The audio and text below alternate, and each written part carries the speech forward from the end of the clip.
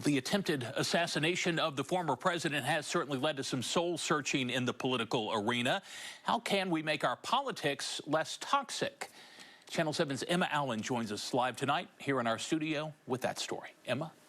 Good evening, Chris. This afternoon on Little Rock Arc, we wanted to put everything that has happened into perspective. There's a lot going on. So we spoke with a state senator, a political consultant, and a history professor on how we move forward.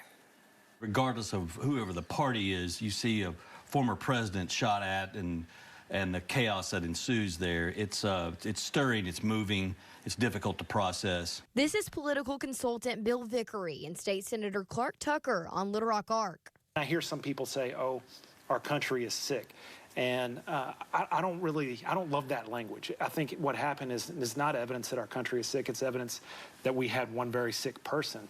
But we can use this one example of us falling short of the perfect idea of America to come back. And we can never give up on that idea. And that is the message from both parties, Republicans and Democrats. Regardless, we're Americans. We may disagree on some policy issues or tax issues or things like that, but we come back together and scream for the Razorbacks next to each other. I know that he loves the country very deeply. I think he feels that I feel the same way. Absolutely. And so, you know, a lot of that needs to rise to the top now. And I think you're starting to see that. It just took this really horrific event to galvanize the nation. David Welke, a history professor with UA Little Rock, also sat down with Channel 7 to take a look back in history at other political violence events.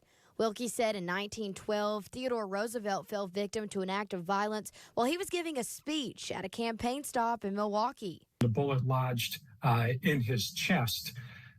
His handlers tried to take him to a hospital.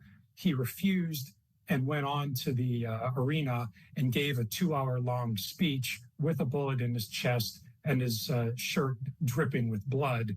And then he agreed to go to the hospital. Welke said when something happens, like the incident on Saturday, there tends to be a great deal of national soul searching, people questioning our character as a nation. We've seen that going all the way back to Abraham Lincoln in 1865. But you really do get a variety of long-term impacts, depending on the time, depending on the people involved.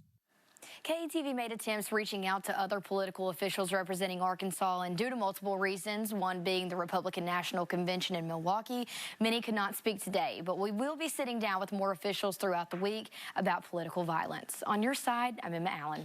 Great discussion to be having, Emma. Thanks very much.